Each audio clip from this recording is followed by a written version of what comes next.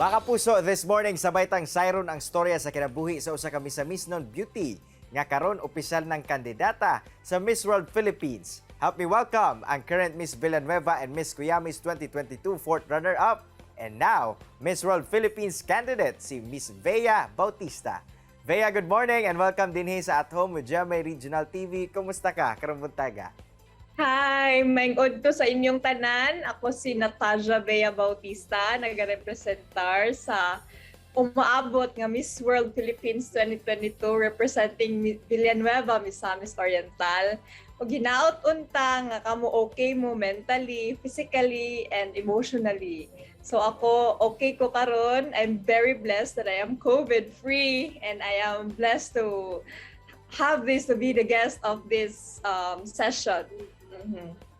Vea, from Miss Villanueva to Miss Misamis, karon Miss World Philippines nagyud ang imong gisudlan nga kompetisyon. Kumusta ba ang feeling? Nag-sink in na ba nimo ang sunod-sunod nga opportunities nga nag-abli kanimo? Actually, wala gid ko nagdahom nga nagsunod-sunod ang oportunidad nga giabot sa akong life kay of course, I expect the unexpected. So, karon ang akong gibuhat kay gi-grab na ako ang opportunity nga giabot sa akong kinabuhi o nag-work hard pud ko para ani, gi-prepare pud ako akong self para ani nga mga opportunity like joining Miss World Philippines 2022.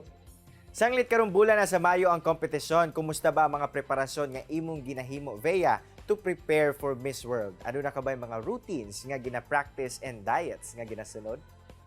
So when it comes to my preparation, prepare na ako sa akong pasarela, sa akong Q&A session, headed by the house beauty camp here in Cagayan de Oro.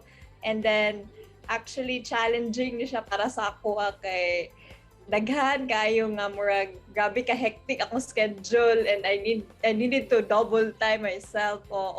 And sa akong mga routines like kada buntag jogging ko na ko workout routine, I read books a lot. Of course, I need to be prepared po mentally and as well as physically. So kana siya nga mga preparations naga-help sa ko karon to mold myself upon joining Miss World Philippines 2022.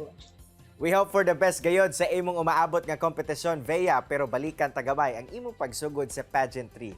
Paunsa ba ning nagsugod and kini bagyod ang imong mga hilig?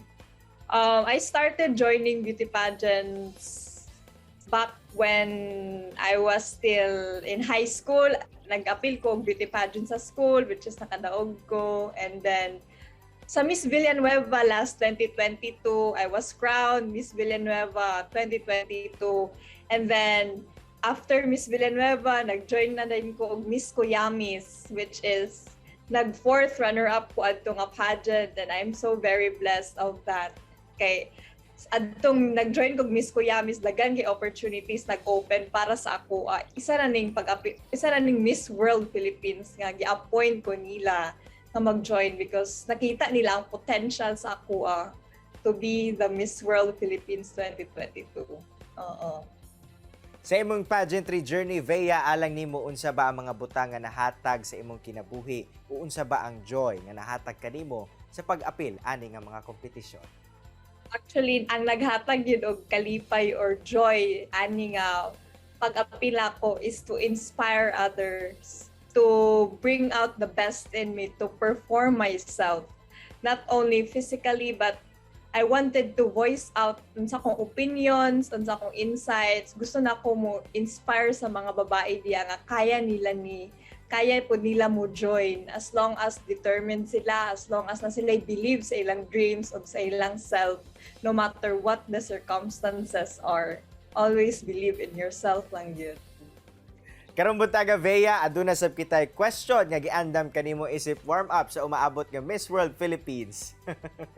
Sige, so kani ang pangutana. If you were to name as the Miss World Philippines, how would you bring change in our society or country, especially that the world is facing climate change? In these times of global crisis, all I can say is we needed to be a responsible citizen, responsible human being, since we have the highest authority to take good care of the environment and our economy, and we should take that advantage. And I think that ang problema gyud sa ato karon kay ang mga tao mismo, kay kung kita mga tao responsibility nato nga maging sa atong mga trashes everywhere, like i-dispose gyud nato siya sa saktong butanganan. O I encourage everyone to be kind to our mother nature, be kind to the world, since kita na po'y maka-benefit ani. Alright, ready na gid si Bea para sa Miss World Philippines. Bitaw. Bea, karon buntaga alang sa itong mga kapuso viewers, aduna ba kay mensahe o tambag labi na sa itong mga kapuso nga buot sab mosulod sa pageantry? Ang ako rang ma-advise sa mga aspiring beauty queens dira nga always look forward and don't look on others people's success, other people's journey. Focus on your own lane, stay on your own lane, because we have different timelines. Like laylay tag timeline nga mo success ta sa tong life. So all you need to do is to work hard for your dreams, work hard on yourself so that you'll be able to live that dream of yours.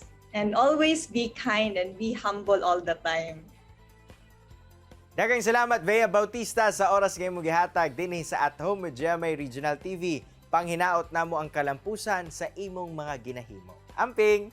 Thank you kaayo GMA Network sa pag-guest sa ako karon, and then hinaot unta suportahan ko ninyo sa akong Miss World Philippines journey, and pagtabang sa ako ang share sa akong photos through social media, Facebook, Instagram, and all other accounts. Salamat kaayo.